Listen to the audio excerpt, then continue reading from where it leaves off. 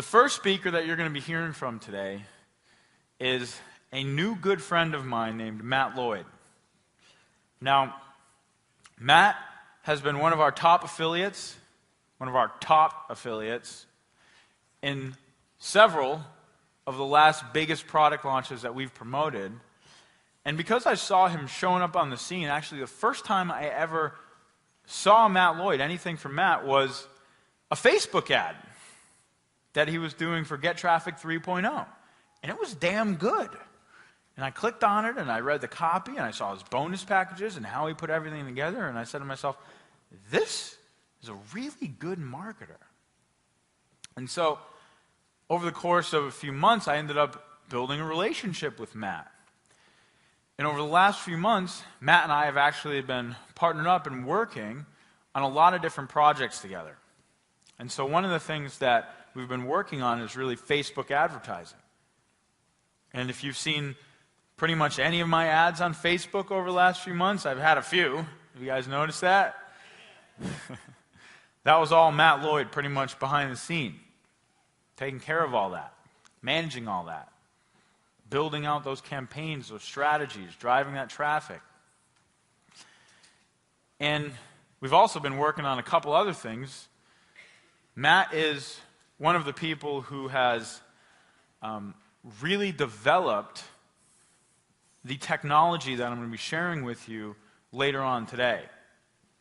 He's the one who really helped us set it up in our business on a whole new level, and it's kind of how we figured out, and I don't want to let the whole cat out of the bag, it's kind of how we figured out this new sales process that I believe is the future of really selling any sort of big decision item online.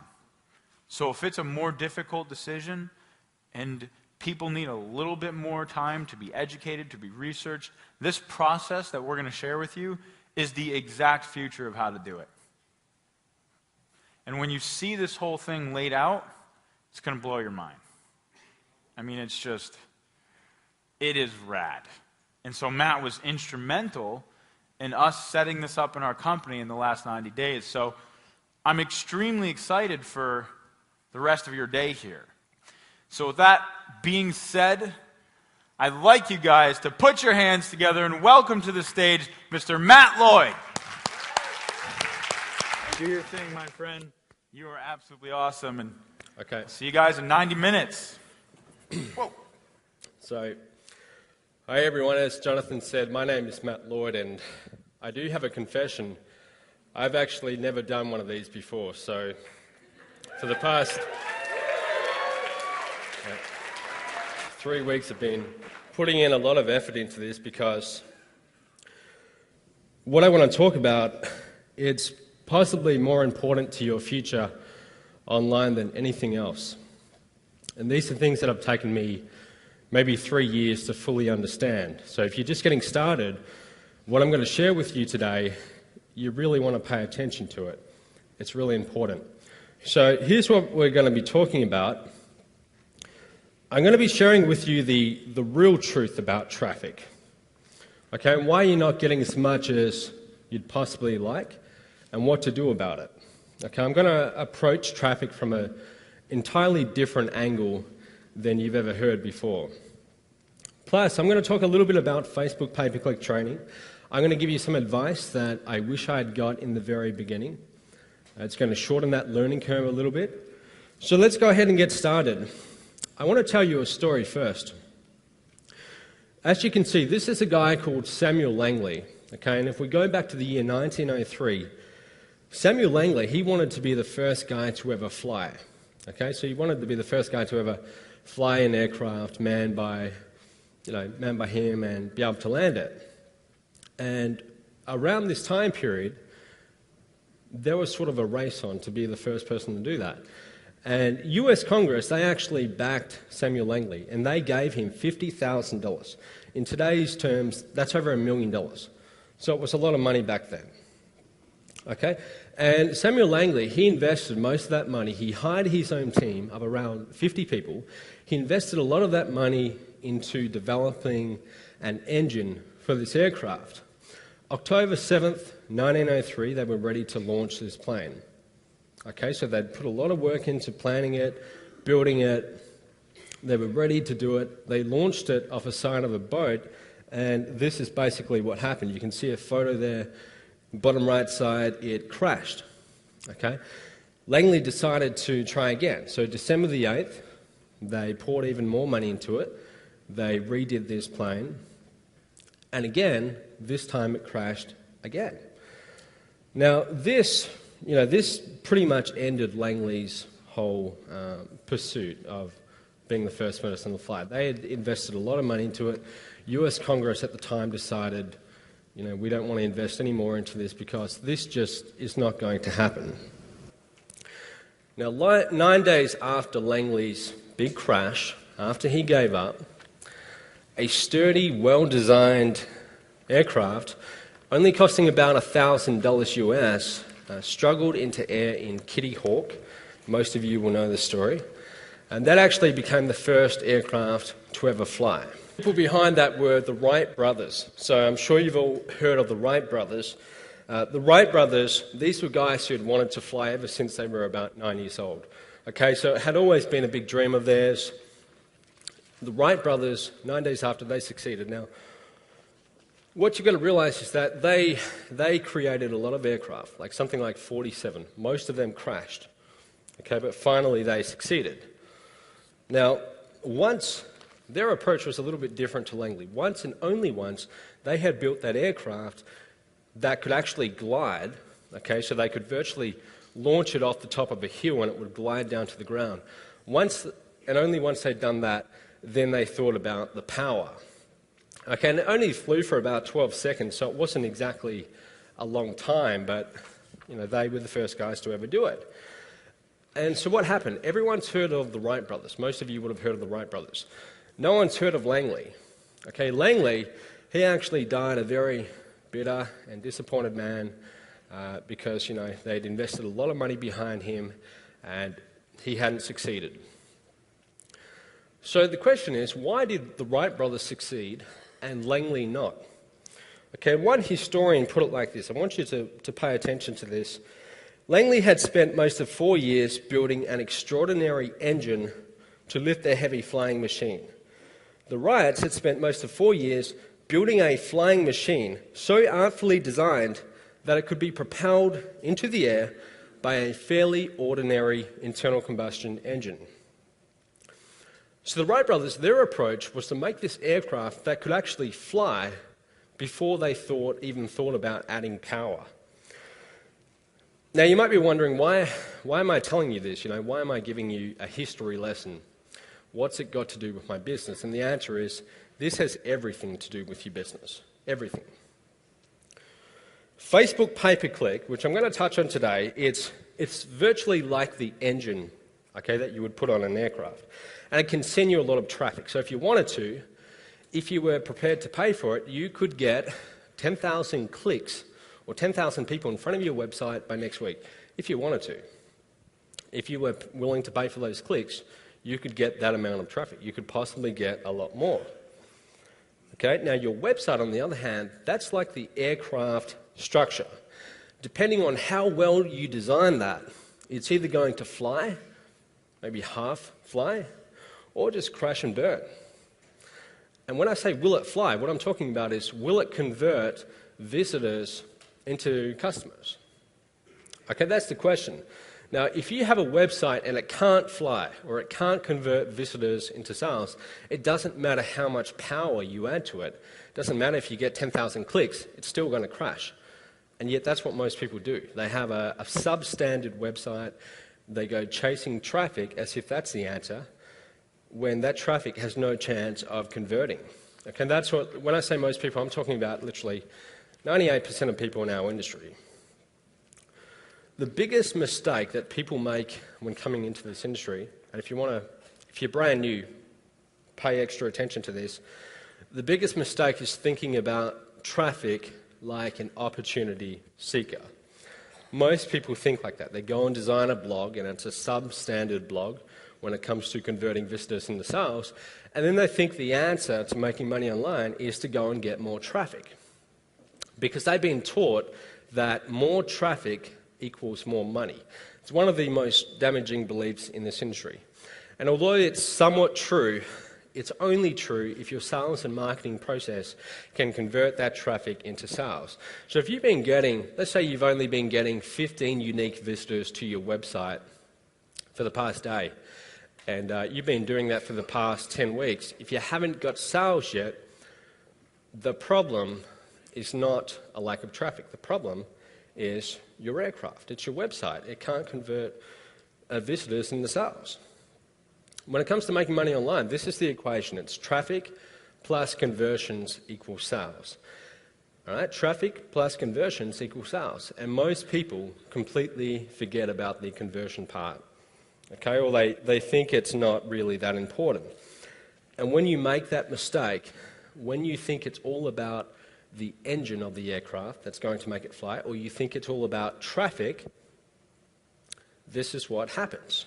All right? Your website is going to crash and burn, just like Langley's did. So if you've been doing this for years and you haven't yet got results, I'll bet that this is the main reason.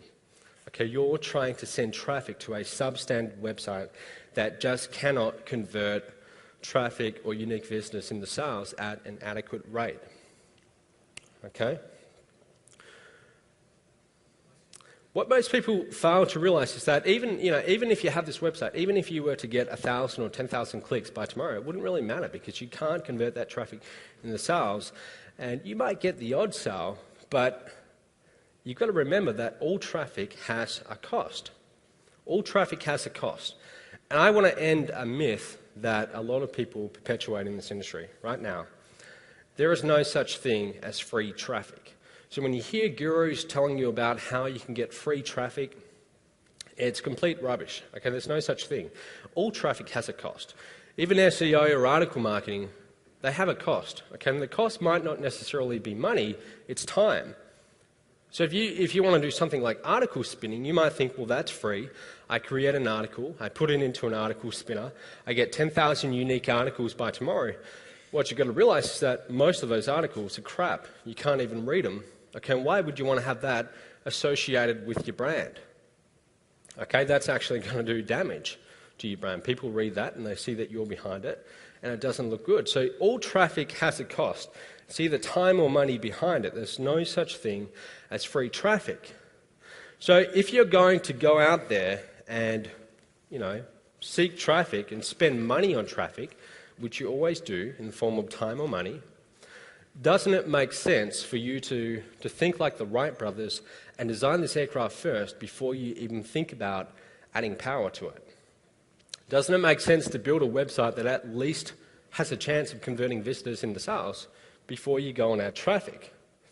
I want to give you an example. You've all heard of the .com bust, right? Back in the early 2000s, there was a company called Pets.com, and it wasn't around for very long. Now, Pets.com, they thought, like most people in this industry do, that traffic equals sales. So they went and spent a fortune on advertising. For example, at the Super Bowl, they got ads for the Super Bowl, spent millions of dollars for a 30-second ad slot.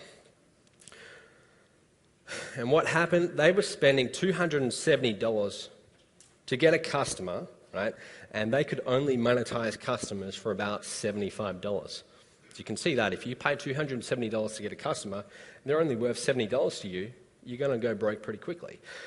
Something like $300 million was invested into that company, and all of it was lost, okay, because they were thinking the wrong way. So the question, I want you to remember this and perhaps write this down. The question is not, how do I get more traffic? The question you should be asking is, how do I make more profitable sales? All right? It's not about getting more traffic. It's about making more profitable sales. So you start off, like I said, building that structure that can actually fly, like the Wright brothers did. Once you get it so it can actually glide, then you go and add the power. Then you go and add traffic. Now, I'm talking a lot about, you get it to it can fly, and you might be wondering, well, what exactly does that mean? Right? And I'm talking about how well it converts. And there is one number in your business that is more important than any other number.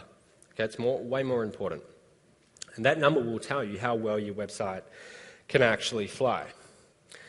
And I'll guarantee you that 97% of people in our industry, probably more, have no clue what that number is.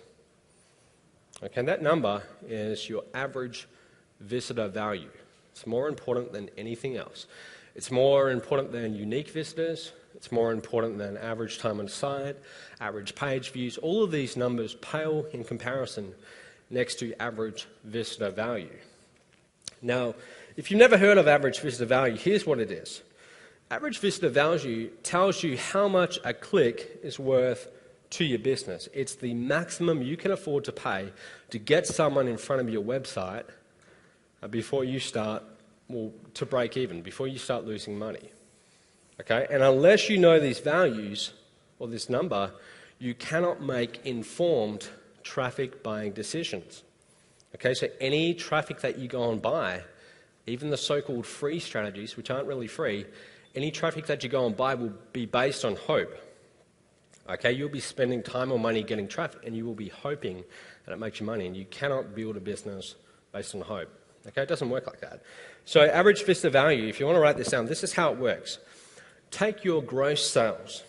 Okay, so let's say we sell 10 units in a day, and let's say that each sale we make is worth $100. So our gross sales for the day is $1,000. Divide that by the unique visitors to your website. Let's say in that day we had 1,000 people in front of our website. That's going to give you your average visitor value. $1,000 divided by 1,000 unique visitors gives you $1 per visitor. On average, that is what a visitor is worth to your business. And that means that you can afford up to $1 to get someone in front of your website before you start losing money. And yet, like I said, most people in our industry, they have no idea what it means. It tells you how well your aircraft can fly. That's what it tells you before you're going out of power. And I want to prove it to you. I want everyone in this room to be completely honest with me. If you can tell me what your average visitor value is, right down to the nearest cent, okay, an accurate number, if you can tell me what it is right now, please put up your hand. All right, Leo. So there's about 150 people in this room, and we had one person put up their hand.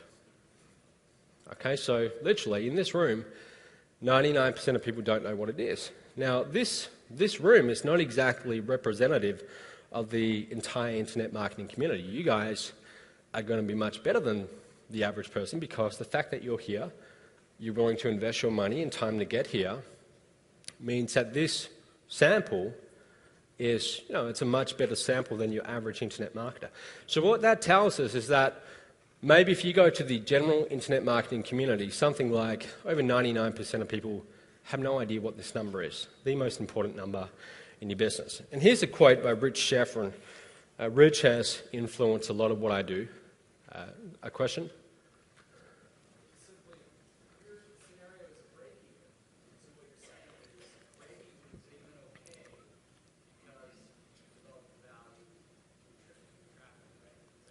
You're asking me, is break even okay?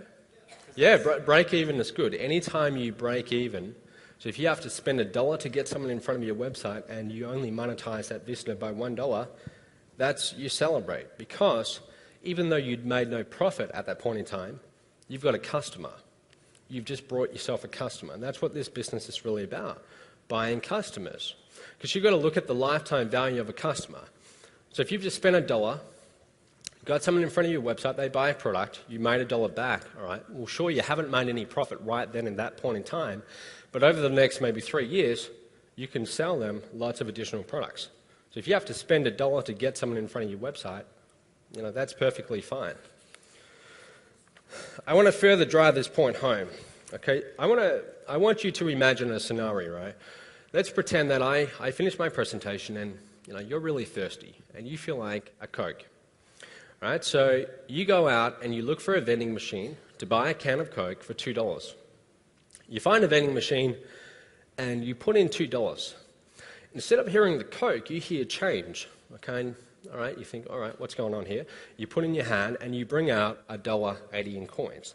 So you're a little bit annoyed. The machine has just ate 20 cents of your money. But you find a cheaper drink and you put in your $1.80 again, Except this time, again, you get change. And this time it gives you back $1.60. So now you're getting a little bit more annoyed. You find another drink for $1.60. You put in that change. This time it gives you back $1.55. This vending machine is eating 10% of the money you put in. So for every dollar you put in, it gives you 90 cents back. Okay, my question to you is, how long could you stand in front of that vending machine putting money into it before you went broke? Okay, and the answer is not very long. Actually, the mathematical answer is you could stand there for infinity, because the amounts would get smaller and smaller, but practically you'd be out of money pretty quickly. You'd be down to like 10 or 5 cents. So you couldn't stand there for that long. Imagine another scenario. Let's say you didn't go to that vending machine. You went to one upstairs. And this one was also $2 per can of Coke. So you put in $2. You put in $2, except this time it gives you back $2.20. So you think, all right, well, maybe someone left 20 cents there, but I'm happy. You put in $2.20, you order a more expensive drink, except this time it gives you back $2.40. Now you're getting pretty excited, all right? So you do it again. And this time it gives you back $2.60. Now you're thinking, or $2.65, now you're thinking, all right, this is good. This vending machine is giving you 10% more back than what you put in.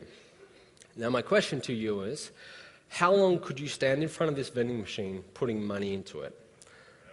Yeah, forever, and you'd be crazy not to stand there and keep on putting money into it. Yeah, let's put honesty aside, and you could stand there forever, and you would get very, very rich doing that, because once compound interest kicked in, you'd start basically printing money.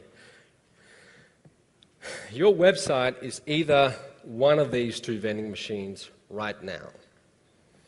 The money you are putting into that vending machine is like the money you are spending on traffic. And as I said, all traffic has a cost. So even if you think you're doing free traffic strategies like SEO, and you think it's free, it's not. There's a cost, okay, because your time has value. So right now you are putting money into that vending machine, and you're getting money back. The money you get out of that vending machine is like your average visitor value.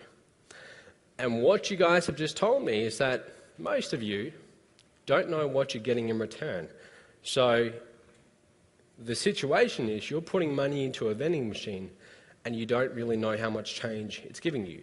Now if I put you in front of a faulty vending machine and I said, hey, keep putting money into this, but I'm not going to tell you how much it's going to give you back in return, how long would you do that for? Right? You wouldn't do it for that long, because you'd be crazy. You'd want to know what you're getting back in return. And as you just saw, most people in this industry don't even know what they're getting in return. So most people, in effect, they're standing in front of a vending machine, putting money into it and hoping they make a profit. This is what you're aiming for. This is what I call the holy grail. So everything you do in your day-to-day operations is to get to this point. It's to get to the point where your average visitor value is greater than your average cost per click. What that means is you found a vending machine where when you put in money, you get more back in return. And once you get to this level, then you can scale up. So every millionaire in our industry, this is where they're at. They spend money on traffic.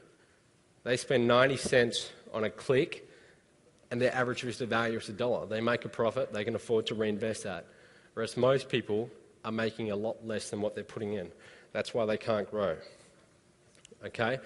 Now you might be wondering, well, what if I'm brand new and I don't yet have my own marketing funnel? And the truth is, if you knew, at some point you do want to create your own product. It's not really an option, it's a must. So at some point you do have to craft your own marketing funnel. And in the beginning, you're actually in a race against time. You see, when most of us get started, we only have usually a pretty small budget we can put into advertising. You're in a race to fine-tune your aircraft or fine-tune your website to the point where your average visitor value exceeds your average cost per click before you run out of money. And I know what that's like. 2009, when I was still pretty new, I was advertising on Google AdWords before it completely kicked us off. And I remember racking up a bill of about $1,500, and I couldn't afford to pay it because my average Vista value wasn't that high, so I wasn't getting any money in return. And I can remember, Google virtually coming after me, sending me legal letters and for like 3 months saying you better pay up. Okay, so I know what that's like. And if you're just getting started, that's the situation you're in. You've got to fine-tune your website to the point where average Vista value equals or is greater than average cost per click. Okay? When you start out, expect to put more money into that vending machine than you get back. That's perfectly normal because you're still figuring out what works. But as long as you're measuring, then you can at least have a chance of improving it. Okay? And most people, because they're not measuring, they go and spend, say, $200 on Facebook pay-per-click ads, and they don't make that money back, and they think, okay, well, Facebook doesn't work. And they give up. That's what most people do, because they're not even measuring it. Okay, so I've told you how important this is, and now you might be wondering, okay, well, that's great. How do I improve it? The first step, okay, the most important step is to start measuring. The mere act of measuring something every single day will allow you to improve because, as they say, what gets measured gets managed. Now, as we saw, most people aren't measuring this, but if you start measuring this every single day from this point on, I guarantee you that over time it will improve. Because as I said, this is the most important number in your business.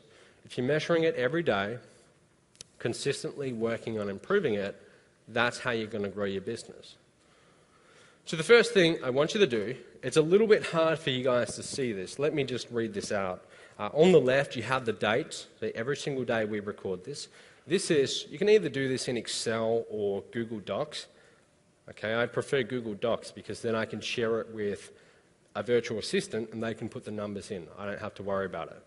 But you can see in the left column we've got new customers since yesterday. So the number of customers you're getting every day. Then we've got total customers.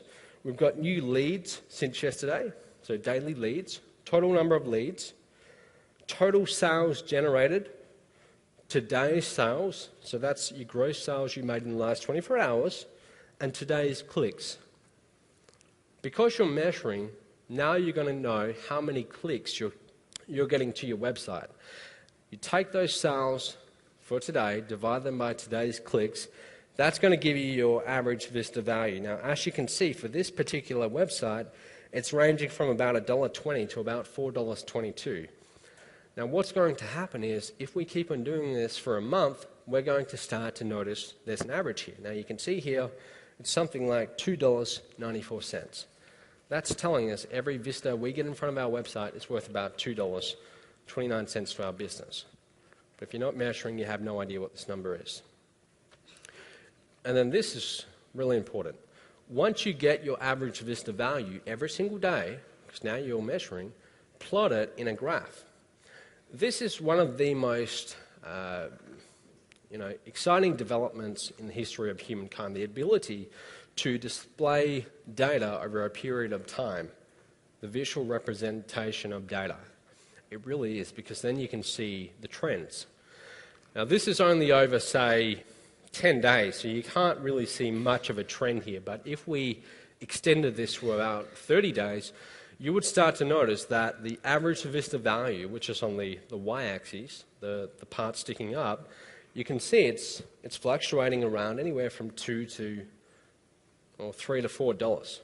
Now, over 30 days, we would be able to see a more consistent pattern, and this is really important because over time, you're going to notice whether you're trending up or you're trending down. That means visitors are becoming more and more valuable to your website over time or less. And let me tell you something, your business, it's either growing or it's declining. It never stays in the same place. Because even if you're not making any changes, the market around you is changing. Okay, there's new people coming into this industry, new products, so it's always changing. You're either getting better or you're getting worse. And unless you're measuring this, you have no idea. Okay? So now I want to show you how you can increase your average Vista value by 60% just by improving 5 leverage points in your business. This is basically the formula to you making money online. It's leads times conversion rate. So if you get 100 leads in a day and you have a conversion rate of 3%, that means that 3 of those 100 leads buy. That's going to equal your customers. Okay? Frequency of transactions, how often they buy from you in the next year, times your average transaction sale. Let's say you're selling a $97 product and you have a few upsells in there. On average, a customer is worth $250 to your business. Okay, that's going to be your average transaction value. That's going to give you total revenue. Multiply that by your margins. Now, most of us in the information marketing business, our margins are 100%. We create a product and we get to keep all of it. Okay?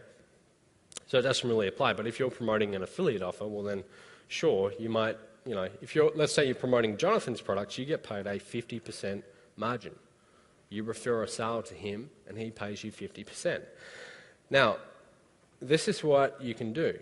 If you take those 5 leverage points and you increase them by just 10%, which isn't a big amount. Say you're getting 100 leads, you increase that to 110.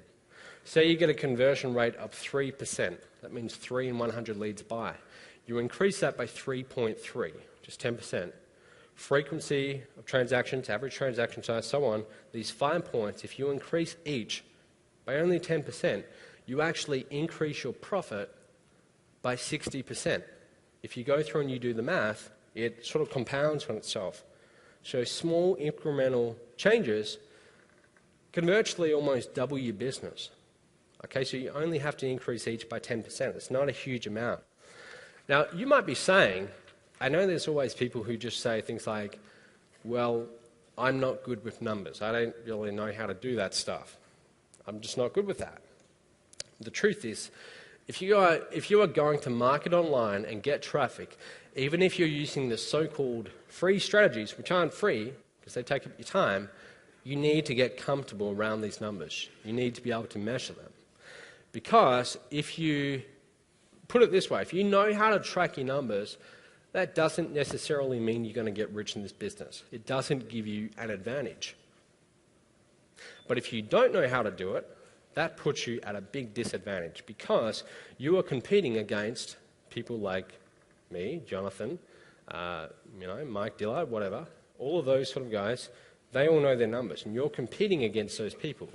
So what you've got to realize is that, personally, I'm going to be constantly fine-tuning my aircraft, making it more and more aerodynamic so it can fly better. So when I add power to it, it flies even better. I'm going to keep on doing that. And if you're not doing that, well then, that's going to be a little bit tough. Okay, it's going to be a little bit tough for you to grow a business. So you have to be doing this. And like I say here, anyone who's ever made over $1 million in this business, I guarantee you, they're watching their numbers closely. Okay, so if you're not watching your numbers right now, you've got to turn this into a habit where you're doing it every single day. And I put here, generally speaking, the more money they make, the more meticulous they are about their numbers. I've been working with Jonathan for, like 5 months now.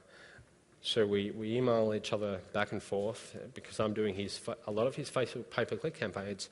And I've noticed that, he's always on the numbers. And he wants to know, what are we doing to improve numbers? He's always asking me that, constantly, right? And you wonder, well, how did he sell over 12 million online so far? Well, that gives you a pretty big clue.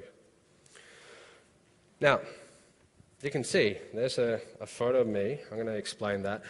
In any industry, the business that is most efficient at extracting value from its resources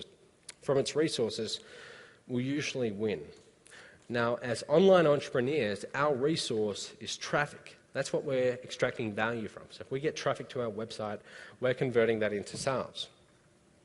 So in our business, the business that has the highest average visitor value will win. Okay, they will get the lion's share of the money to be made in this industry. I want to give you an example. I grew up on a small wheat farm in Western Australia, and the local town, this is kind of like the outback, I guess you'd call it, not really, but it's in the country. The local town it was a very small town. I went to the primary school there, and when I was like 7, the population of that school reached an all-time high. it reached 52 students. Okay, business was booming. Now, a few years later, after I'd left that primary school and I went off to boarding school because we didn't have high schools in the town, like 2 years after I left, the school shut down because they got down to just 2 students and 3 teachers. Okay, and obviously that wasn't going to work for very long. So the school shut down, and now that town, it's virtually a ghost town. There's about 15 people in the town that I live about 5 miles out of. It's a ghost town. Now, what actually happened is, the reason why the population reached a boom of 52 students was because all the local farmers in the area, there were quite a few of them, and they all had kids. But over time, what happened is the bigger farmers in the area started buying up land and pushing the smaller farmers out. Smaller farmers couldn't survive because economies of scale. They couldn't compete. So they had to sell up and go to the city. Over time, the big farmers got bigger and bigger and bigger. So the population of kids going to that school got smaller and smaller. And the motto became, get big or get out. You either had to expand or you wouldn't survive. And the automotive industry too. If you go back to since the 1900s, if you look in the US history, there's been over 2,000 automotive companies. So over 2,000 car companies have started up since 1900. How many survive today? There's less than about 10. All right? There's a very small handful of big companies that survive. Over 2,000 companies have virtually gone out of business. That's the way it is in any industry. Okay, usually a lot of people flood in to the industry, and the businesses that are most efficient at extracting value, they go on to succeed, and the rest usually don't. Like I said, as an online entrepreneur, right now your resource is traffic. And whether you're going to be here in 5 or 10 years or not will come down to how well you are able to extract value from that traffic, how high your average visitor value is. Okay, so that's why I'm really going on about average visitor value. It's everything in your business. It really is. Reason is, if you can't afford to spend more to get traffic than your competitors, they can. And what ends up happening is that the websites that have the highest average visitor value, they get the lion's share of the traffic, because traffic usually flows to the websites that are most efficient at extracting its value. I'll give you an example. Most of you would have heard of Mike Dillard, Magnetic Sponsoring. Did you know that they get around 200 to 300 leads every single day? And their leads come from affiliates. So affiliates, like me and many of you, will send them traffic, because the reason why we do it is because that traffic usually converts. They fine-tune their processes, so any traffic we send, it has a high average visitor value. So if they were to stop getting traffic right now, they would continue getting 200 to 300 leads every single day without even trying. So if you can get a higher average visitor value than anyone else, simply create an affiliate program, and affiliates like me will happily send you our traffic, because that, you're going to pay us back. But you'll never get to that stage unless you can work on this number. Now, buying traffic, let's start to transition into actually buying traffic and then Facebook pay-per-click. What makes some traffic more valuable than others? 2 things, volume of traffic and quantity of traffic. It has a lot to do with responsiveness. If you've ever heard that term thrown around before, how responsive is a prospect? Responsiveness is a measure of how often that audience thinks about your particular topic. So for example, I am a very responsive lead for a marketing course, because I think about marketing 24/7, all day, all night. It's really all I think about. I'm thinking about it a lot. Now, most of the people in this room, most of you are thinking about entrepreneurship, marketing, those things too. A lot of you think about it, some less, some more than me. So this room as a whole is a very responsive audience for any marketing training. More importantly is past behavior, whether it's a buyer or a non-buyer. Okay, so for example, if you gave me a choice between marketing to 100 people, marketing a Facebook pay-per-click coaching program to 100 people who brought other Facebook pay-per-click training programs before, so that's one choice, or marketing to 2,000 people who are mildly interested, I would take the 100 people every single time because they have proven responsiveness. They are proven buyers. They brought other courses related to mine. On average, a buyer lead is worth something like 9 times more than a generic lead. So if you can market to proven buyers who brought products like what you're offering, you're going to get a much higher response. I'll give you an example. Many of you would have heard of the company called Groupon, the website. Google recently made a bid for $6.5 billion to buy that company. Why were they willing to pay that amount of money? $6.5 billion for a company it's pretty brand new. It hasn't been around for that long. And the truth is, quality of traffic. You see, Groupon, if you don't know it, it's basically a site where you go and get deals. But all the traffic that Groupon gets, that's the highest grade traffic you can get. People only go to Groupon to look for deals. In other words, they go to Groupon with a credit card in hand looking to spend money. Now that's quality traffic. That's why Google is willing to pay so much money for Groupon. Now, unfortunately, there is an inverse relationship between targeted traffic and quantity. So for example, the more targeted traffic you get, the smaller group of people you're going to be marketing to. So if you can create an offer that's able to reach out to the less targeted leads or less targeted traffic and is able to convert that traffic into sales, that's how you build a fairly big business. You look at the most successful online businesses, that's what they're able to do. Now, I want to point something out. Buying traffic, virtually it's buying clicks. And what you have to realize is that not all clicks are equal.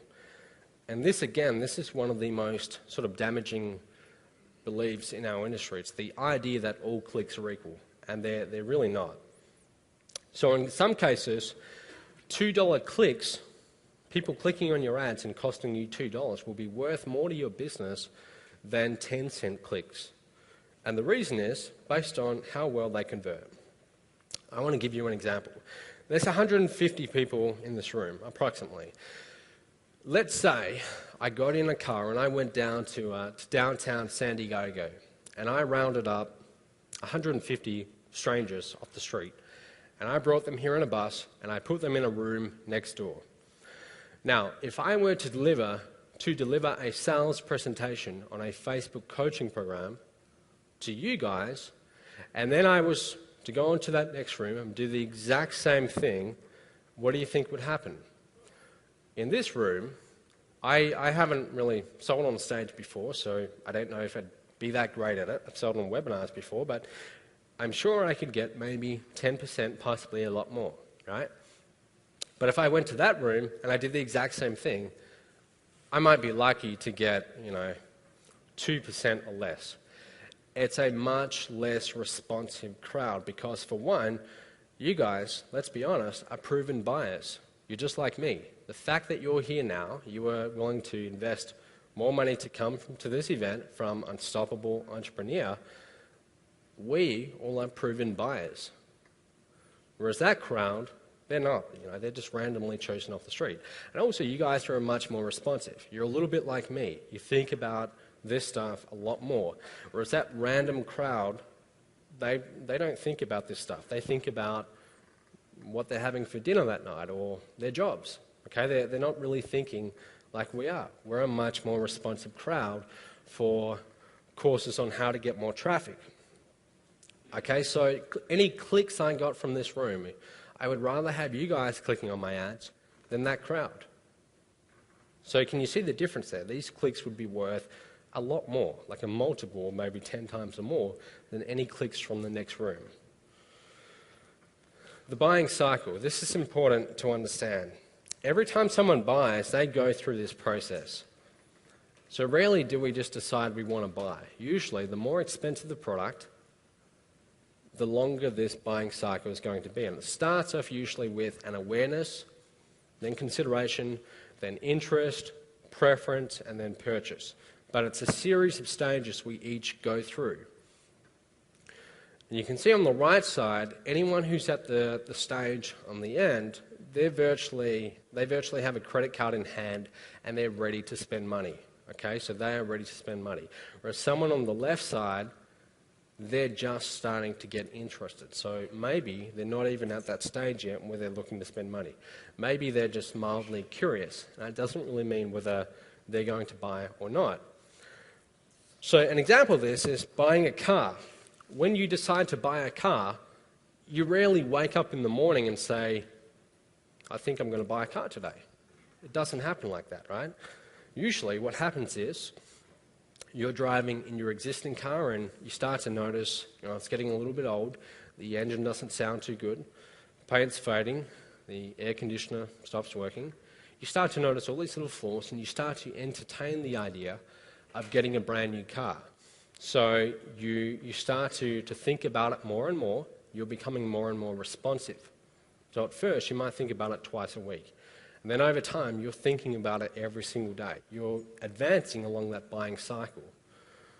Okay, so you're going through this process: awareness, consideration, preference. Okay, so you start to think, all right, I'm going to go get a new car, or I'm going to start looking. You go to a car yard, you start to narrow it down to the make, to the model, to the year, and then at the end, you're ready to virtually buy. At the very end, you're going to Google and you're typing in something like Ford Falcons 2003 second-hand buy now, something like that. Your search gets more and more specific. So that's usually the process that people go through. And what I want you to understand, this next thing, this is something that I heard or I learned from Dagan Smith, a marketer I really respect. I heard this last year and it's always stood out in my mind. If you're going to go and buy traffic, and as I said, all traffic has a cost, so anytime you get traffic, you're essentially buying it, you're either doing one of two different things. You've got fixed cost advertising, or you've got performance-based advertising. Now, fixed cost is when you outlay an amount, okay, so you pay up front, and then any response you get after that, you're not really paying for that response. You've already outlaid your money. So an example, let's say you place a banner ad on a website, you're going to pay that website up front. Then they'll show you a banner ad for, say, 30 days. That's an example of fixed cost. Or another example, you place an ad in a newspaper. So you pay the newspaper in advance. Or if you do an e-zine solo ad, you pay someone to send out an email to their list promoting your site. You usually pay in advance. Now, I want you to write this down. Your only goal with fixed cost advertising is to maximize response.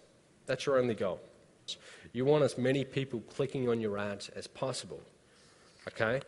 Now, performance-based, slightly different. Performance-based advertising, this is where you pay every time someone takes an action. So for example, Facebook pay-per-click or any pay-per-click. Every time someone clicks on your ad and there's an action, you pay for that. You might pay 20 cents a click, you might pay $1.50 a click, but every time someone takes an action, you're paying for it. Same with CPA, cost per action, a little bit more advanced, or pay-per-view, PPV. Those sort of things are they are performance-based advertising. Every time someone takes an action, you pay. Now, in this case, your objective is not to maximize response, because if you're doing pay-per-click on Facebook, if that was your goal to maximize response, like I said, you could get 10,000 clicks or 10,000 people in front of your website by tomorrow. If you were willing to pay for it, you'd have a very big bill. So if your goal is to maximize response, you would go broke very quickly. Instead, with performance-based advertising, your goal is to get the most targeted response. So you can see the buying cycle there, and at the very end, when people are virtually ready to buy, credit card in hand, these are the prospects that you're targeting. You're paying every time they take an action. So you don't want people clicking on your ads who aren't good leads, who aren't going to convert. Why would you want to pay $1 to have someone click on your ad, put them in front of your website who have no interest in what you're offering? You'd go broke very quickly. So anytime you do performance-based advertising, that's your objective.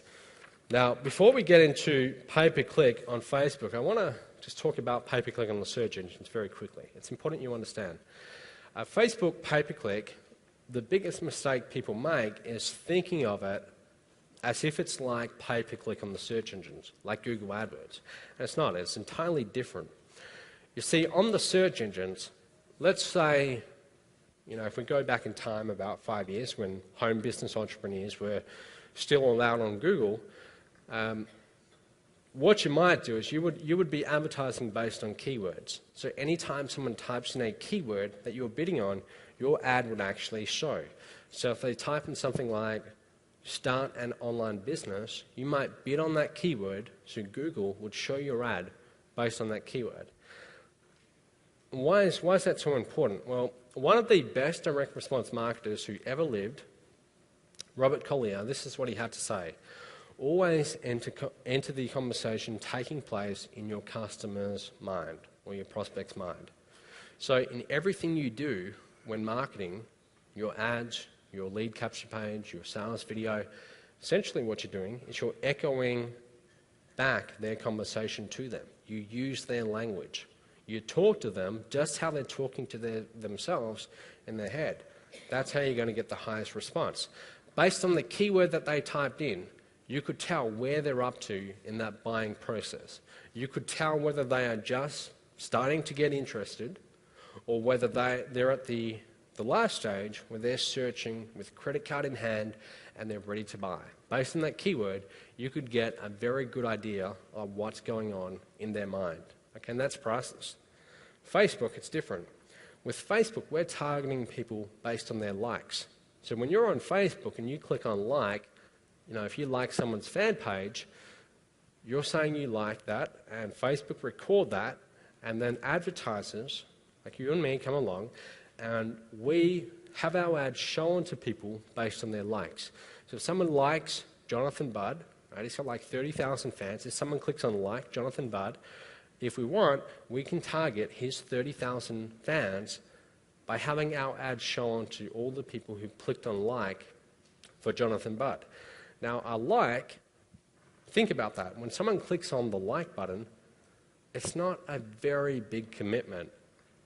Okay, it's not a very big commitment. Maybe they were just clicking on like to get the lead magnet, whatever was being offered. So what that means is that all the clicks you buy on Facebook, generally speaking, they're going to be much less responsive than the clicks you could potentially get on, say, Google AdWords, pay-per-click on Google. Now, if you gave me a choice between buying clicks on Google AdWords and buying clicks on Facebook pay-per-click, and they were the same price, I would happily take the clicks on Google AdWords every day of the week. And the reason is, based on the keyword, I can get information about what they're thinking at that point in time. Now, Facebook, I can get a lot of demographical information, age, sex, location. However, like Robert Collier said, you want to enter the conversation going on in their mind. So I would much rather know their thoughts than where they live and what their age is. So you might be wondering, well, what's the big deal about Facebook pay-per-click if it's not good as pay-per-click on the search engine? And there's two things. Number one is volume. There's a lot of traffic on Facebook. There's something like 680 million users. By next year, it's estimated there will be 1 billion users. So there's a ton of traffic there. And people spend more time on Facebook than they spend on the next 4 largest sites combined. So people spend a lot of time on Facebook. The internet is virtually becoming Facebook. People go on the internet, usually they're going on for Facebook. It's everything. And the second big opportunity is it's still very cheap traffic. You see, the clicks that you buy on Facebook, they don't yet truly reflect the market value of those clicks. They don't, not yet, but they will. So the window of opportunity, it's constantly getting smaller and smaller and smaller, right? What happens is, whenever there's a new media source, what you've got to realize is that they all go through this process. I'll give you an example. Okay? Whenever there's a new media source and you can buy advertising, traffic usually starts off very cheap because the people selling that space, like Facebook, they don't yet truly know what that space is worth, right? Because we haven't found that out through supply and demand yet. I'll give you an example. Infomercials. If you go back to the 70s or 80s, I think it was, infomercials were still very brand new. And there's two marketers called John Carlton and Gary Halbert. Gary Halbert's no longer alive, but two very good marketers. What they would do is, back in those days, is they would shoot an infomercial, they'd film it, like at home or in their little studio, and they would go and put that on the TV networks that night. Because the TV networks didn't realize the value of that time. The TV networks thought, well, no one's watching TV from midnight to 5 a.m., so we'll virtually give that space away. And that's what they were willing to do. They were willing to give it away for very cheap. So marketers like John Carlton, Gary Halbert, they could easily afford to rent that space and show their infomercial. They'd put up an infomercial. If it didn't make sales, they'd simply go and reshoot it the next day, and then they'd put it on that night and see if they made any money. Now, if you fast forward to today, now it's a very different story. If you want to get into the infomercial marketing business, you've got to have millions of dollars usually just to get your foot in the door. You've got to have a very high converting offer. And now it's an industry dominated by multi-billion-dollar companies like Guthrie Renker. Okay, you can't just go and get into that industry. And the reason is the TV networks soon figured out that, in fact, there were people watching from the hours of midnight to 5 a.m. and they were buying. So that space had much more value than they were charging. And they put up their prices, and that drove all the small-time entrepreneurs out, and the companies that knew what they were doing got bigger and bigger and bigger, just like the farming industry. Okay?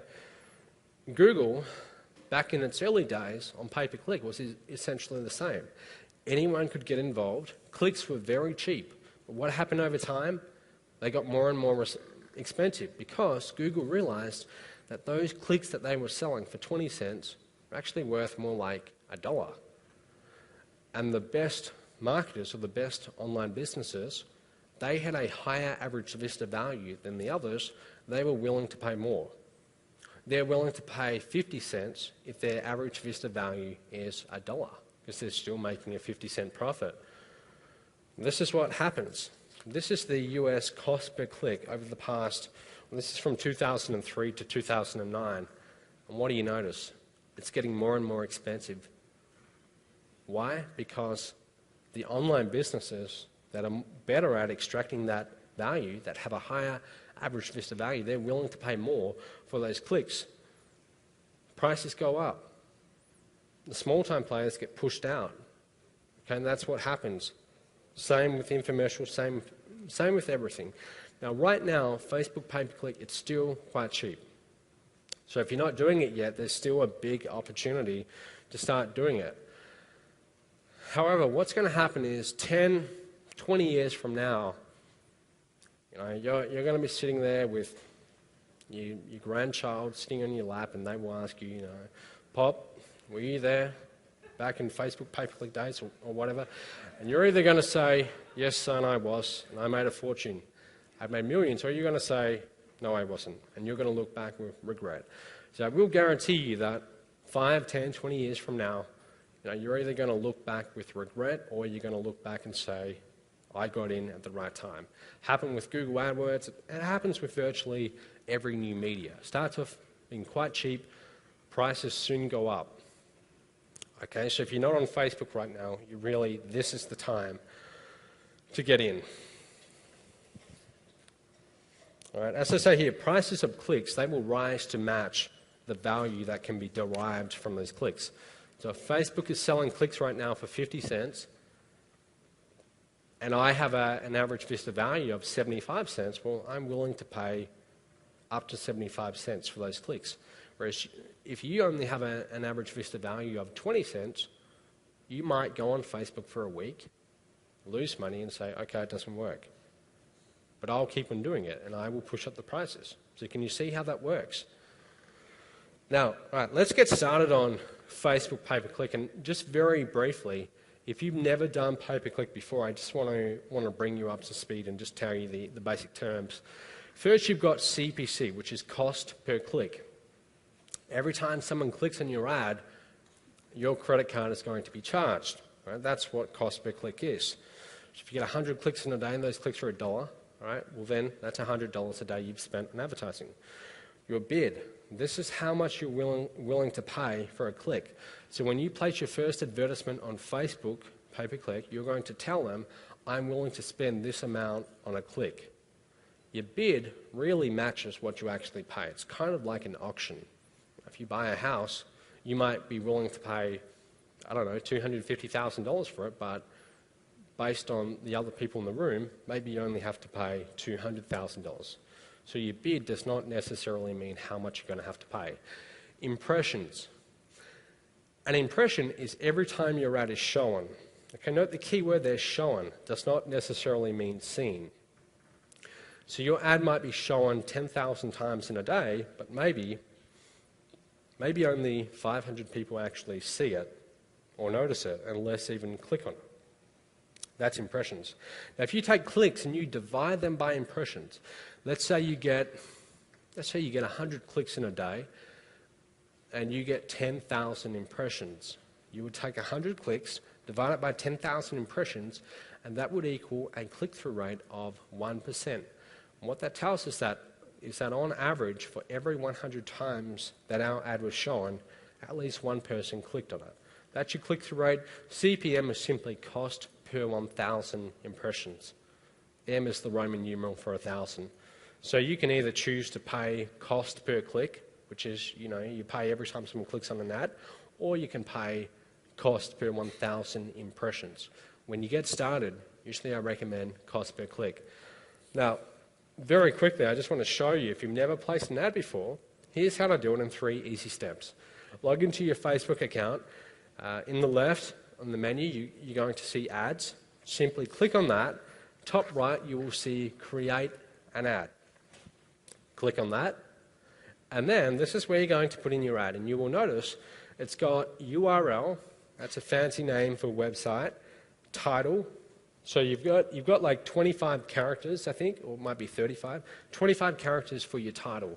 That's like the little headline of your ad. You've got 135 for your body. And that's like 3 or 4 lines in the actual body. And then you've got the image. So Facebook, it's not just words, it's actually an image too. So you simply get the image, save it on your desktop, and upload it. And that's as easy as it is. Next, we have targeting. Okay, this is you choosing who you want to display your ads to. So you've got country. Usually, if I'm marketing an offer, usually I just do US, Canada, Australia, and the UK. Okay, you can experiment with that, but if you want to market your offer to people who speak the same language of your offer. So obviously, you don't want to go marketing to someone who can't even read your website. All right, so you want to put some thought into that. You've got age, gender. The part I want to show you is interests. This is the most important part. This is where you're going to specify who you show your ads to based on their likes. So let's say that I'm brand new to Facebook and I see Jonathan Budd's fan page and I click on like, and then you come along and you choose Jonathan Budd. You put Jonathan Budd in the interest. What that means is because I'm a fan and I'm interested in Jonathan Budd because I've clicked the like button, your ads could be potentially showed to me. So interest is kind of like keywords on Google AdWords, pay-per-click on Google. That's the closest you get. So interest gives you an insight into what they're thinking in their minds. As I said, that's far more important than any demographics like age, sex, location. Okay, it's much better to know what they're thinking in their minds. Interest, that gives you the best clue. Then we've got workplaces. Just briefly want to talk about this. If you're in the home business industry, what you can do to get more targeted clicks is you can, for workplaces, let's say you're selling a course like the 7-figure networker, right? You're promoting something to people in the home business industry.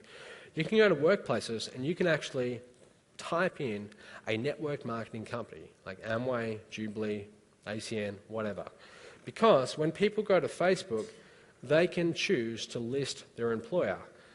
Now let me ask you, what do you think would be a better lead? Would it be someone who's said they work for Amway, or someone who says they like Amway? It's going to be someone who says they work for Amway, because someone might be using, Amway face cream or toothpaste or whatever they sell, and they might like that product, so they might click on like for Amway. That does not necessarily mean that they're interested in our industry.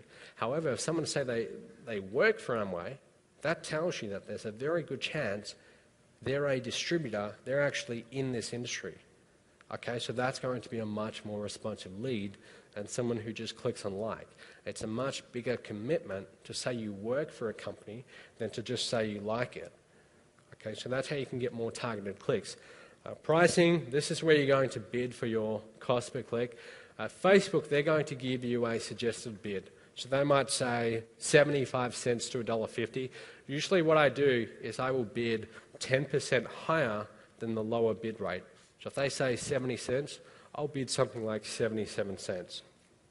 Like I said, your bid does not necessarily match what you pay. So if your bid is like $2, it doesn't mean you're going to pay $2 per click. It just means that's your bid, and you're telling Facebook what you're willing to pay for that space. So that's how you do it. Now, writing ads. People often, most of you will know the importance of split testing, having two ads run at the same time.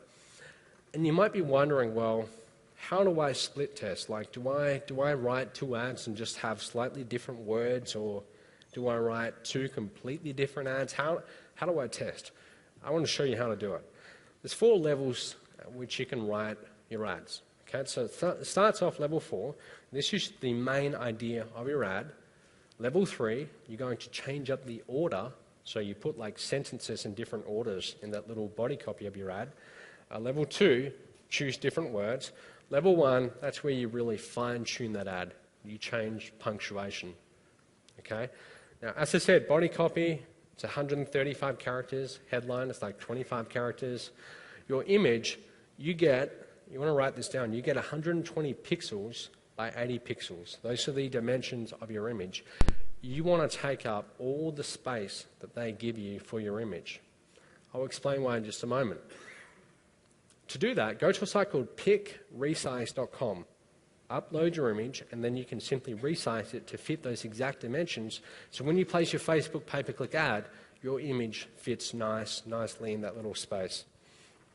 Now, here's what I do when I'm writing out ads, and here's what I want you to do. Start off by writing 30 different ads for your offer, 30, because the first ads that you write usually aren't that good, right? Because you're just getting warmed up. But as you write 10, 20, so on, they get better and better. You start to get a little bit more creative, approach it from different angles, and they get to be better ads.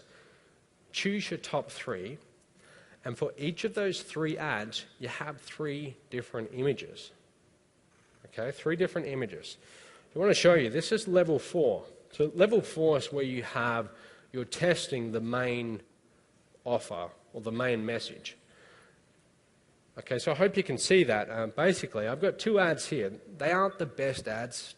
I wrote these ads, and to be honest, I ripped off Frank Kern, so you might have noticed that they're exactly the same as Frank Kern's. But anyway, I just want to show you this as an example. So 2 different ads. These are going to the site webinarconferencecalls.com, and this is something really exciting we've been working on, okay, for the past few months. So if you haven't seen that site, webinarconferencecalls.com, we believe this is the future of this industry. But anyway, I've got 2 ads, and you can see they're very different ads. They've got different images, one of Jonathan looking serious, one of Jonathan flying in his car. They've got red borders, different headlines. Jonathan is live tonight, the other is marketing step by step. These are sending people to a website with a perpetual webinar. It's like a live event that plays every single night. It's actually a recording, but it feels like a live event. Event-driven marketing. Okay, so this is what we're doing. Now, on the left, you can see it says, highest paid 20-something-year-old internet marketing consultant is hosting a free webinar for internet marketers. Register for free. On the right, it says, tonight, I'll be sharing with you step by step how to get a ton of leads. This free live training is going to rock. Register now. You can see there are two very different messages. This is level 4, and this is where you start off. Now level 3, this is where you're going to change around the orders of the words. So on the left, you can see we've still got that same ad, Jonathan is live tonight, and on the right, all we've done is we've switched the order. So instead of starting off by stating the benefit, we have the call to action at the front. So we have register for tonight's free webinar. Instead of having that at the end, we've switched that to the top. We've just changed the order of the sentences. Now usually what you want to do is you want to have a benefit first, what they're going to get and how that's going to help them, and then you have the call to action.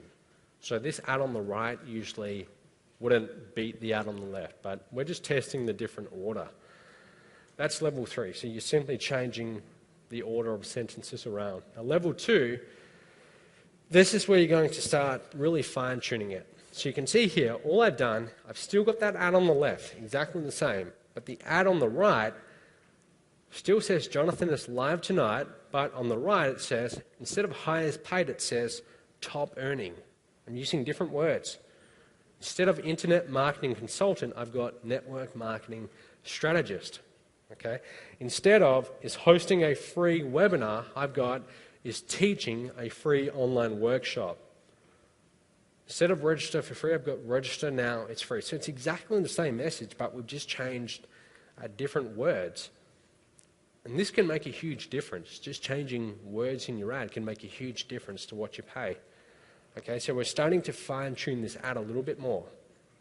Level 1, it's exactly the same ad. All we've done is we've got live in all capitals.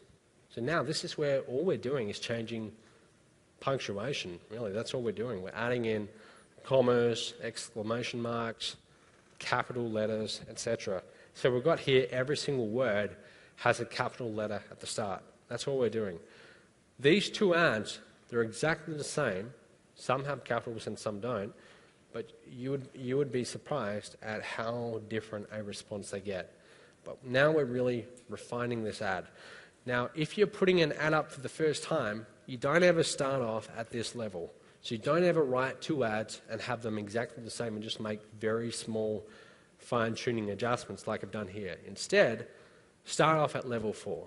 Have them be a completely different message, see what works, and then fine-tune. Okay? Now, getting cheap clicks by maximizing click-through rate.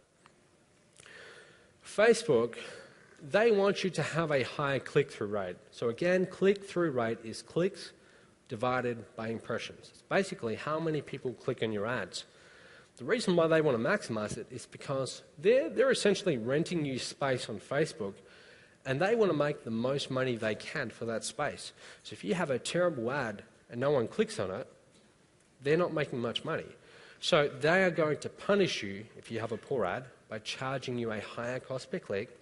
But if you have a good ad that a lot of people click on and you have a high click-through rate, they will reward you by giving you cheaper cost per clicks. Now, just so you know, if you have a click-through rate of above 1%, you're doing very, very well. Okay, and that will usually give you fairly cheap clicks. So what that means is, on average, more than 1 people for every 100 times your ad is shown are clicking on your ad. Click-through rate of above 0.5% to 1%, that's okay, that's acceptable. A click-through rate of less than 0.1%, that's shocking. Okay, so you're going to get high cost per clicks for that. Okay, so you've got to make your ad so it stands out. Now you can see an image there. That's a screenshot of Facebook, and that's actually what you call a heat map. And what these crazy scientists do is they attach these devices to these people who look at Facebook, and they do it a few hundred times, and this tells us where their eyes usually are looking on Facebook. You can see in the top left sort of corner, in the status updates area, that's where most people are looking when they're on Facebook. On the right side, you can see hardly anyone's looking there. That's where your ad is. So your ad, they're not looking at that part of the screen. You have to get their attention. The way you do that, one of the easiest ways is to change your image. Now, some experts say that the image accounts for up to 40% of the response for your ad. So just having a different image can make a huge difference. Some tips, what you can do is you can use a bright red or yellow or pink or whatever fluorescent border around your image. Okay, so you put a very bright border around it and it stands out a lot more. Don't be boring. Okay, that's the biggest sin in marketing, is to be boring. So don't make your ad boring. Don't have an image that blends in with the background, because no one's going to click on it. You're going to have a low click-through rate, and therefore Facebook, they're going to really penalize you by charging you a very high cost per click. Okay?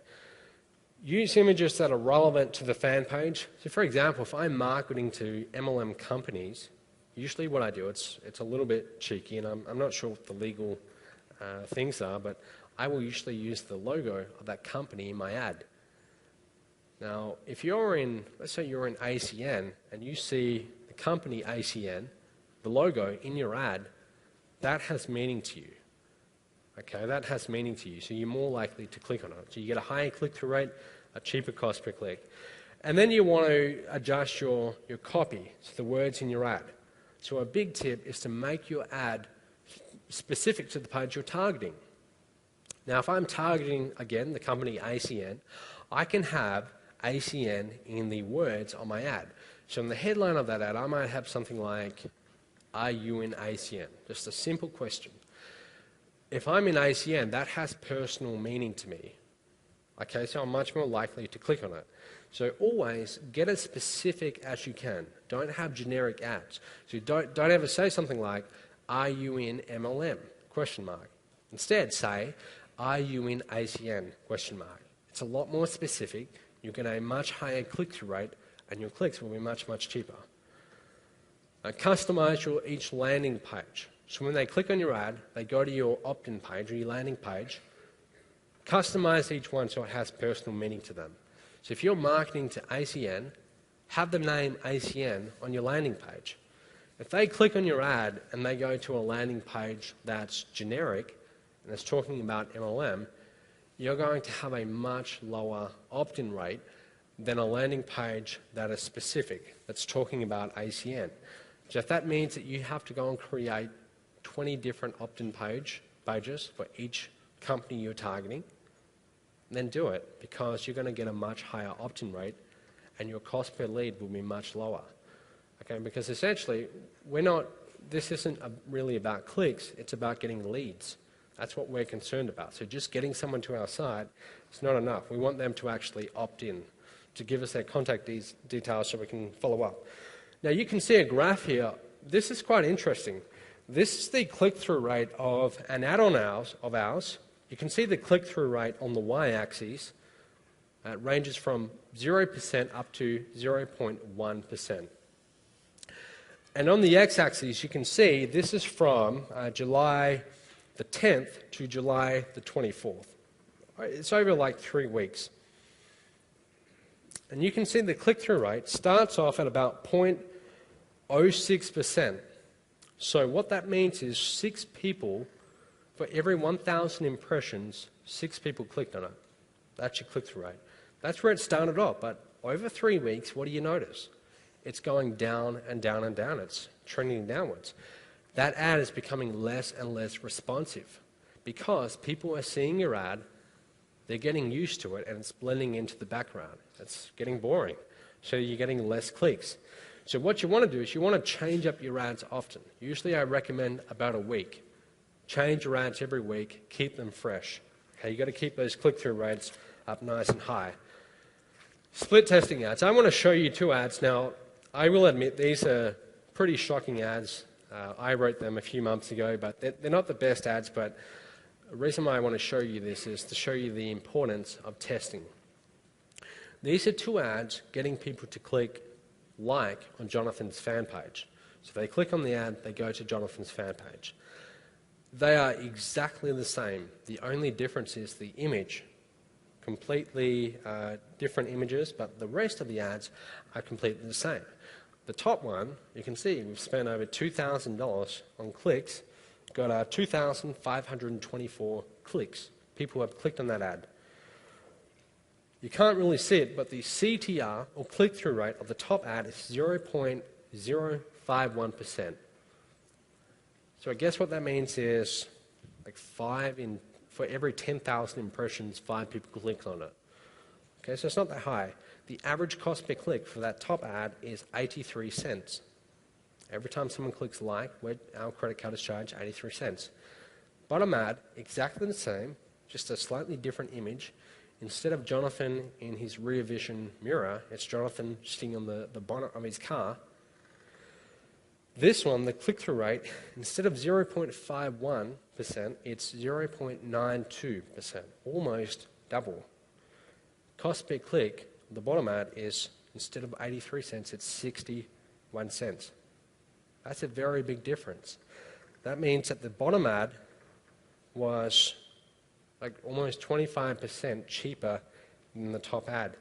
And that can be the difference between whether you make money on Facebook or you lose money. So I just wanted to point that out. It's a very small difference, just using a different image, but it makes a huge difference in your response. Now, split testing. Okay, so if you wondered, well, how do I keep all of this organized and neat and tidy? This is how I do it. Okay, now you can't really see that, but I'm using Google Docs, and if we zoom in, this is what we see. We see I've got the week, so you can see here it's the 16th of July to the 23rd, 7 days. I've got the ad. So the ad says, headline, more traffic, more leads. The body says, bizarre video reveals single greatest source of leads and how to scoop them up for pennies. Enter your email to watch for free. So that's the copy of the ad. Then you can see below that, I've got image 1, image 2, image 3. So for every ad, I'll show it for a week, and I want to use 3 different images for that ad. So I'll have that ad with image 1, then I'll create another campaign, same ad with a different image, image 2, and then again, image 3. So I have 3 versions of the same week. And this one, we're targeting gurus. So you can see all the MLM gurus there. And then the numbers that you're seeing are the average cost per click for those different ads. So ad 1, image 1, we're going after Ann Sieg's followers. You see it's 53 cents there. These numbers are completely made up, okay, but I'm just showing you this as an example. If we're targeting Dagan Smith, ad 1, image 1 is 24 cents. This is after a week, so I'm having my virtual assistant log into my Facebook account and find the average cost per click. Ad 1, image 3 has a different cost per click. Same ad, different image. At the end, we're going to record what was the winner, which ad got the cheapest clicks. And I don't know if you can see that, but you can see most of them have ad 1, image 3. That tells us that the ad with the third image is getting us the cheapest cost per click. That's how we find the winner. So again, you want to have this in your little spreadsheet. You don't necessarily have to do it. You can find an assistant in the Philippines, just like I have $2 an hour. You can have them on a part-time basis. So, $4 a day, it's not exactly much, but they can go into your Facebook account and put in your numbers for you. Now, organizing campaigns and ad groups. So if you're just getting started, you can literally end up having hundreds of ads. And if you've ever wondered, well, how do I keep this all organized and not confuse myself? I want to show you how I do it. So first off, when I say campaigns, I'm talking about groups of related fan pages. So let's say we're promoting Jonathan's The 7-Figure Networker. One of our groups that we can target are MLM gurus. So all the fans of MLM gurus are likely to be good prospects for our course. Another campaign could be MLM companies. Okay, we can actually go after the distributors. Or it could be MLM systems, like My Lead System Pro. We can target all of their fans. All right, so that's what campaigns are. And then you're going to have all of your ads in the campaigns. So if we have a campaign for MLM gurus, if you click on that campaign, you might see 100 different gurus, and we're targeting all of their fans. Okay, so usually that's how I do it. Now, I just want to point out, submitting ads is not something that you want to be doing. Like if you've never done it before, well then sure, do it for 2 or 3 days, learn how it works, but you want to outsource that fairly quickly because that's very low leverage manual labor. You don't want to be doing that yourself. Instead, you want to outsource that. Just like I said, find an assistant. I highly recommend the Philippines. Right now I have 2 assistants, $2 an hour, and that's all they do all day. They submit my ads. Now, what I do is I write the ads, I choose the images, and I target the fan pages. That's the high leverage activity. But manually typing in the ads, that's a low leverage activity. And the reason is a lot of your ads will get disapproved. Okay, that's just a fact of life on Facebook. A lot of your ads get disapproved because Facebook have very arbitrary rules for what they let through and what they don't. So usually I'll submit an ad 3 times, and if it gets rejected 3 times in a row, then I will change it. Okay, and Facebook, they're actually got to be a little bit careful. They're actually cracking down on accounts right now. I had mine deleted or blocked literally about 3 days ago. So if you're, it's not a big deal, I've just got to create another account and start doing it again, but if you're submitting ads and they're constantly getting disapproved, be a little bit careful, okay, because right now, like I said, they are cracking down on accounts and they can actually disable your account. It's not a big deal, just go and create another one and just start again, okay, and you just change your approach. Now, so this is how I do it. MLM companies, like if I'm marketing, let's say we're marketing the 7-figure networker, you can see here I've got 3 fan pages for 3 different companies. We've got Herbalife, Jubilee, ACN. There's a lot more. Okay, there's potentially hundreds of different MLM companies you could target. So all of these fan pages, we would have 1 ad per company. So when we write an ad and we get down to the likes and interest, you only ever put 1 fan page. So don't put ACN, Amway, Jubilee, etc. all in the same ad. That's untargeted. Write 1 ad per company and put the company name in your ad if you can. Make it more specific. You'll get a higher click-through rate, cheaper clicks. MLM gurus. So if you wanted to, you could target, Jonathan Budd's followers, Mike Dillard, Ann Sieg, Danny Johnson, lots of them. MLM systems. Okay, so you could target all the fans of magnetic sponsoring, My Lead System Pro, etc. But this, I'm just showing you this so you know the structure of campaigns. Now, this next part, this is really important. This is, if you understand this, this will make your job a lot easier on Facebook. This is what is called turn the corner marketing. See, what you have to realize is that if you're marketing to people based on the likes they've clicked, clicking on like doesn't tell us where they're up to in the buying cycle.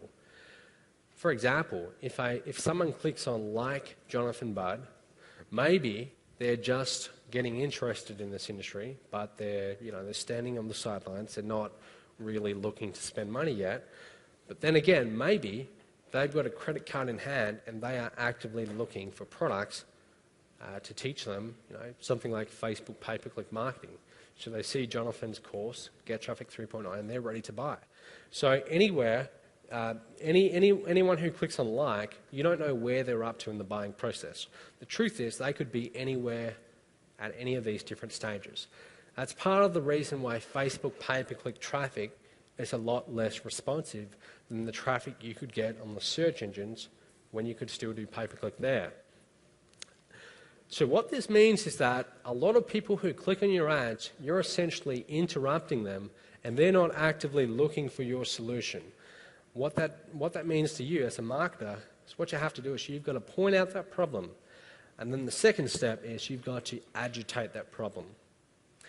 This might sound like manipulation, but look, if you have a great product, it's your responsibility to do everything you can as a marketer to get it into their hands. Right? So we have a problem, we agitate, there's a solution. So you can see that those circles there, that represents targeted traffic right in the center, and then you've got less and less and less targeted traffic. Someone clicking on a like, as you can see, they could be anywhere within those rings. So your marketing must be able to point out the problem agitate that problem, and then offer the solution. An example, I've got a course called How to Build a Funded Proposal for network marketers. It shows network marketers how to create their own sales funnel and then how to actually get leads, sell a front-end product, and then use those new customers as your prospects for your network marketing company. Now, it's called How to Build a Funded Proposal. If I go and market that to people who are fans of, say, ACN or Amway, the truth is 99% of them have no idea what a funded proposal is, so that has no meaning to them. And they have no motivation to get a funded proposal. So instead, what I do is I point out the problem first. I tell them that, look, if you're going to continue in this industry, doing it the old-fashioned way, approaching friends and family, that sort of thing, here's what you've got to look forward to. And I tell them my story. I tell them how in 2008, age 22, I got into this industry. I invested in a top-tier company, $38,000 of my life savings, pretty much everything I'd ever saved up. And then I tell them how I went full-time, and for the next 9 months, I did not get one sale, working full-time. So I had nothing coming in. I was constantly pouring money out. I tell them how bad that was. I tell them how, I went through depression for a while and just, having friends and family, think it's a big joke. All of my money was in this company. I tell them really how bad that was. And then I tell them, this is what you potentially have to look forward to. Okay, if you're not using a funded proposal to get targeted prospects in front of your business, you're likely going to be like most people in this industry who approach friends and family and just never really get anywhere. So I'm pointing out the problem, but I'm also pointing out the consequences of that problem. I'm agitating that problem. And by doing so, I'm creating the need for them to want to find a solution. Then I present my solution, which is my course. Now, can you see if someone clicks on my ad on Facebook and they don't yet know that they need a funded proposal, and I just point out the problem and then the solution, that's not really enough to convert them into a sale. However, if I really agitate that problem, okay, I'm not saying you be dishonest, but I'm saying be completely honest about it, talk about the consequences. By doing so, now you're helping to create the need, because they might not realize they yet have that need. But in your sales video or your sales letter, if you point out that, yes, you have a problem and these are the consequences if you don't act, then you're helping to create that need. So when you present your product, now they're much more likely to buy. So if you're going to do Facebook pay-per-click, this one slide is really important. You've got to help create that need. Now, you want to think of your Facebook pay-per-click ads as employees. This is also important. You see, you can end up with having hundreds of different little pay-per-click ads. Think of them as, pretend you're in a telemarketing business and every single day you have 100 employees who come into your office, you're renting that space, so you're the business owner, and they make cold calls. Let's pretend that's you, right? And you've got these 100 people that come in, and you've got a group of these employees who arrive to late work, they're lazy, just like this guy in the photo, they don't make cold calls, they're not making you sales. And at the end of the week, you have to pay them a salary, regardless of whether they got results or not. Your pay-per-click ads are exactly the same. You're paying every time someone clicks on an ad, but if they're not bringing in sales, you still pay. It's different to if you had your own affiliates. If you have your own affiliates, that's people sending you traffic, you only pay them a commission when a sale is made. So if you have your own affiliates, that's like having your own sales force, and they're paid on commission only. With pay-per-click ads, they're paid on salary. You're paying every time someone clicks, regardless of whether a sale is made. Now, if that's you, would you keep on paying someone, after 10 weeks if they hadn't yet made you one sale? You wouldn't. You would say to them, I'm sorry, but this isn't for you. You'd have to let them go, and you'd have to replace them with someone else who's more serious about the job. This is exactly what it's like with your pay-per-click ads. You need to find the ones that are making you money, and you need to stop the ones that aren't bringing in sales, because they can literally send you broke, or end up costing you a lot of money. So we have a little saying here: starve the ponies and feed the stallions. That's your sort of philosophy to managing ads. Starve the ponies and feed the stallions. Find the ones that are getting you results, invest more money in those ads, and cut off the ones that are just costing you money and aren't getting you sales. You've all heard of the 80-20 principle. Well, this is the 80-20 principle because a very small percentage of your ads will account for most of your results. There is a belief in the business world, one of the most dangerous beliefs, and it would cost our economy billions and billions of dollars every single year, and that's the 50-50 fallacy. It's the idea that your outputs are the average of all of your inputs. So if you have 500 different pay-per-click ads and you make $1,000 in sales, it's the idea that each of those ads brought in $2 in sales. And that's a very dangerous belief to have, because the reality is that maybe 400 of those ads cost you money and the other 100 made you money. So don't ever do that. Don't ever think that your total sales is just the average of your individual ads. Usually there's a small percentage of your ads that account for the majority of your results.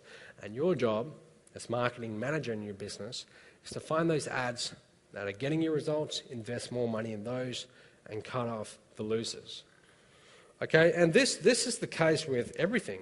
I mean, if you're in MLM, you might have noticed that if you built up a team, you can get one person on your team who brings in more sales than the other 20 people on your team combined. Okay, I noticed that the first time when I started building a team. I found one lady and she brought in more sales than the 10 others combined.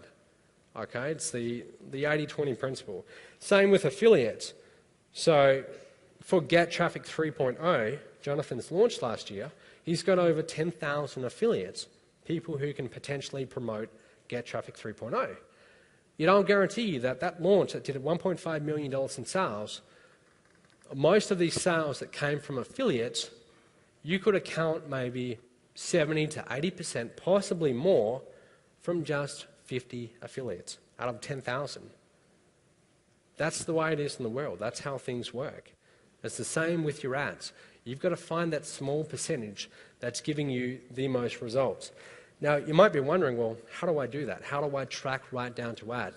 I'm going to show you how.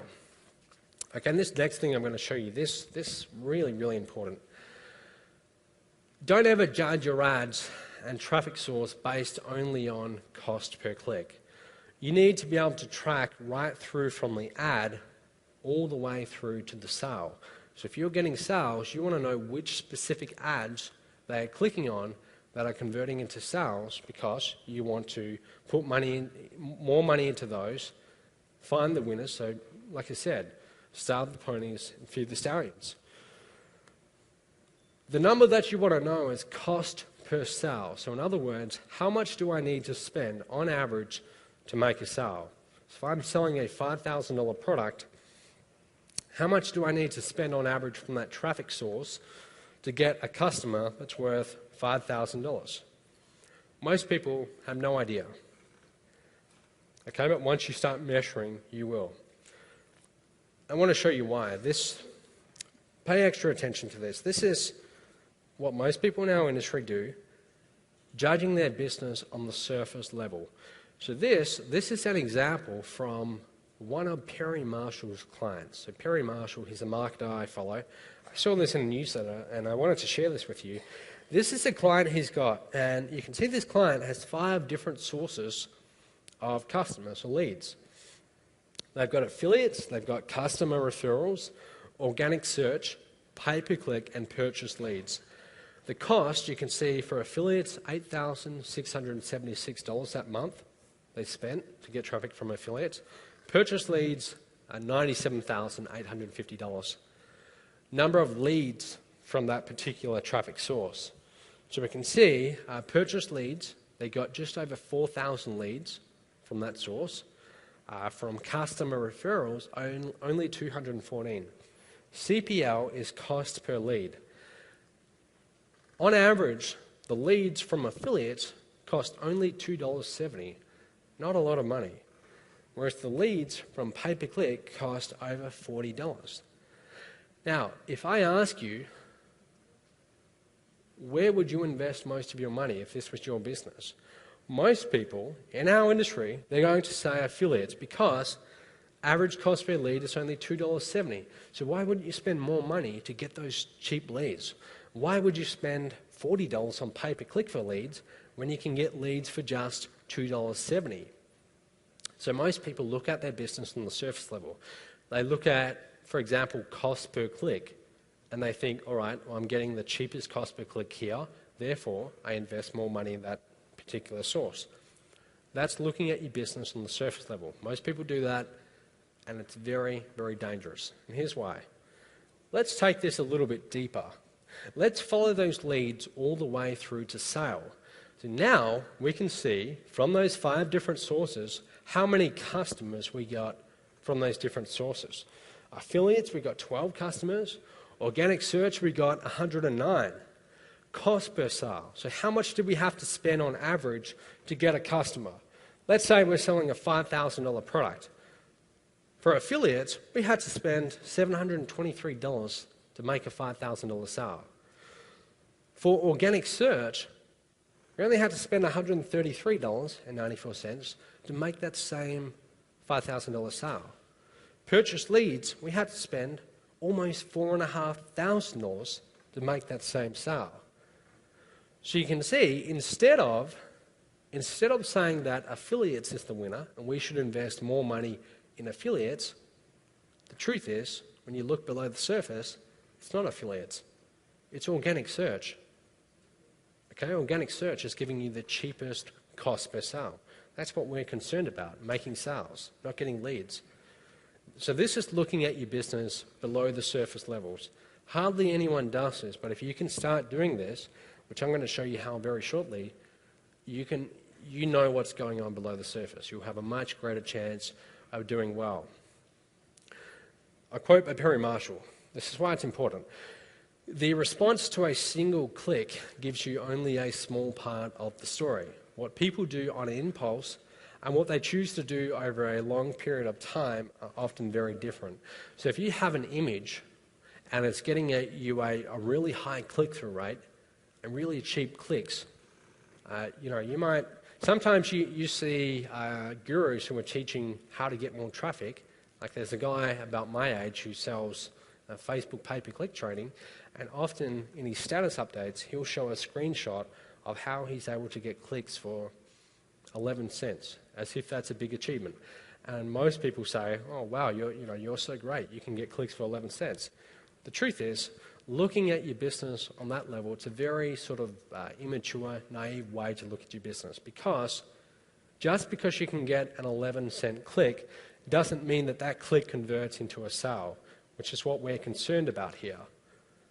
So what I'm concerned about is cost per sale, not cost per click.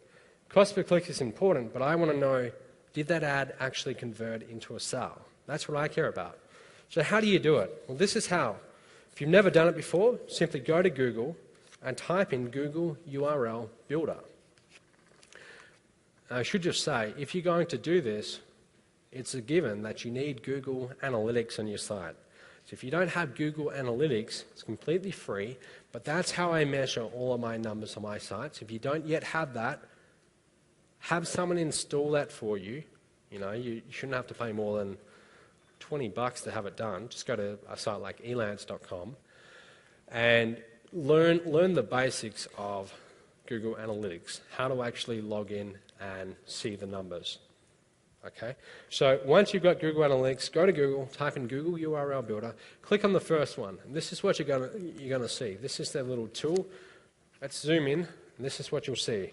3 easy steps. Step 1, you put in your domain of your website. So here we've got mysite.com. Could be your blog, could be anything. Okay, your lead capture page, whatever. Step 2, this is where we're going to specify 5 different things. We've got campaign source. So this link, this is what we're using in our ads. Is this traffic coming from Google, Facebook, a forum, Where's it coming from? This is where you specify it. So here I've got Facebook. If I'm creating a Facebook pay-per-click ad, this is what I'm putting in. Facebook. Campaign medium. Was it email marketing? Were you sending an email to your list? Was it pay-per-click? What was it? Okay, so here, pay-per-click. Campaign term. This is where you usually put in your keyword. So if you were doing pay-per-click on Google AdWords, you would put in your keyword here. For Facebook, this is where I like to put in the interest. So here I've got Mike Dillard. Usually what I do is I won't put in their last name because they can see it in the link and that could potentially annoy them, so I put Mike D, just so they don't really know. Okay, but this is the fan page that I'm targeting. Campaign content, this is where I put the specific ad. So I've got here ad 1, image 3. I showed you that spreadsheet before. You have your ad. So ad 1, that's got your copy, your headline and your body text. And then you've got the image, 3 images per ad. So this is ad 1, image 3. Could be, it could be ad 3, image 1, whatever. But this is telling us this specific ad. Campaign name, this campaign we're targeting MLM gurus like Mike Dillard. Okay, so you put in those 5 things and you click on generate URL. And you can see at the bottom, it gives you this big long link. And it looks like this. This one at the top, you can see it says mysite.com, and it's added on all of this complex looking tracking code. Now, if you look at that and you don't really know what that means, that's perfectly fine. You don't really need to, but if you're looking closely, you can see it's still the same website, but it's got source equals Facebook, medium, PPC, so on, term. It's got all of those things we entered have been added onto that link. Now, if you click on that link with all of that complex looking code, you still go to the exact same website. So they would still go to your blog or your lead capture page. The only difference is that code on the end, Google Analytics will record that, so when you log into your Google Analytics account, you can see exactly where your traffic is coming from. You can see on the left, go to My Stats, and if you click on, I think it's My Best Links, most of the good affiliate programs have this ability. It's got something called sub-ID tracking, and what that means is you can take your little affiliate links and you can add in where you want to send traffic from, just like we did with Google URL Builder. All right, so you could say, we're targeting Facebook pay-per-click leads, we're targeting Mike Dillard's fans, and click on Generate Link, and his affiliate program would give you a link. So now whenever you do ads on Facebook, sending traffic to your affiliate link, now those sales are actually being tracked. So we can see here, this is not a very good example because this was a few months ago when there was actually a small error in the affiliate tracking that we had fixed. But you can see SID stands for sub-ID. In the top we've got MLM Gurus _ Jonathan B _ ad 1 image 3. This tells us that this particular link that we were using was for the ad targeting Jonathan Budd's followers, and it was for the ad 1 image 3. We can see the conversion rate. Again, there's errors in this, so don't pay too much attention to that. But we can also see sales that came from that particular link. Okay, so we would be able to see every single one of our little Facebook pay-per-click ads would have their own unique link for that ad. So we can actually track which ads bring in sales and which don't. And this is just maybe 10 of them, but we could potentially have hundreds of them. We could find our top 5 ads that are virtually allowing us to print money, and we could find the 95 ads that are costing us money but aren't bringing in any sales. But if you're not doing this, you have no idea. So you're virtually spending money and you're hoping you get some sales. And that's dangerous. So if you use this actually allows you to really know what's going on below the surface of your business. So guys, to wrap things up, I want you to understand that if you've been guilty of chasing traffic in the past, like many of us have and like I did for years, you've got to stop doing that. Instead, focus and start measuring your average visitor value. The most important number to your business, if you want to survive long term, it all comes down to that one number. Okay, so start improving it. If you've ever wondered, what do the top earners do on a day-to-day basis? Well, this is what they're doing. They're measuring this number and they're constantly improving it. So instead of buying a course on how to get more traffic and spending 90% of your time going through all of these different courses, trying to learn the next latest and greatest traffic generation strategy, focus on this instead.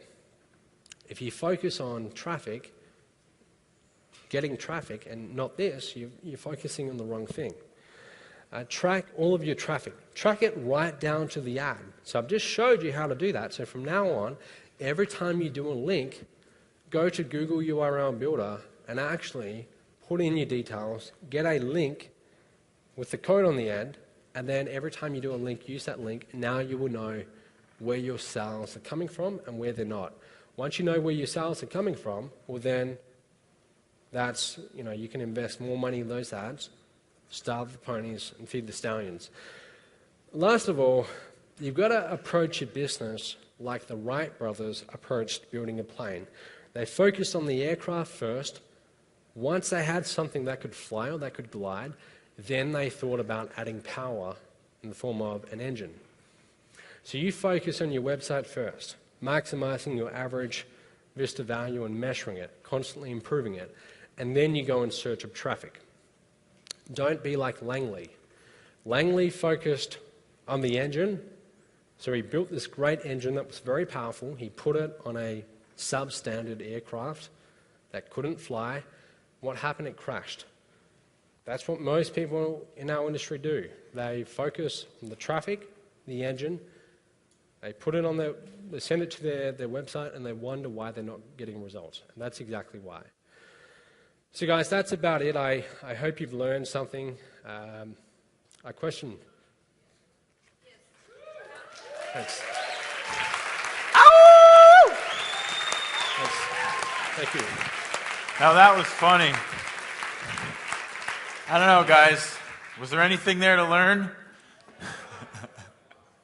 Matt, that was phenomenal, my friend. Thanks. Pure gold. Thank you so much, Thanks. partner. Seriously. Thanks. Thank you so much. It was, we're very fortunate to have him here sharing all that knowledge. That is pure gold. Thanks. So rock on, buddy. Thanks, man.